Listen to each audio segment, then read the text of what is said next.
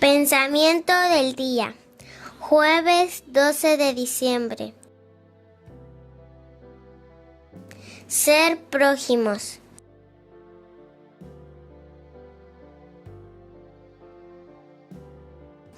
El amor iguala.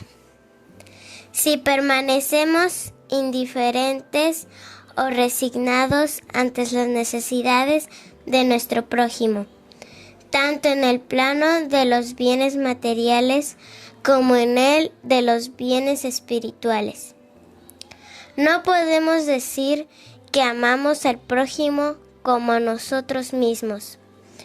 No podemos decir que lo amamos como lo ha amado Jesús.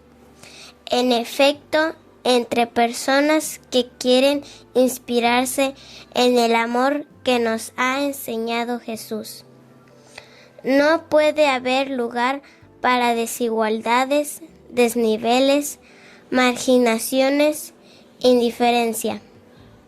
Chiara Lubich, El arte de amar, editorial Ciudad Nueva. Palabra de vida. Diciembre de 2024. Nada es imposible para Dios.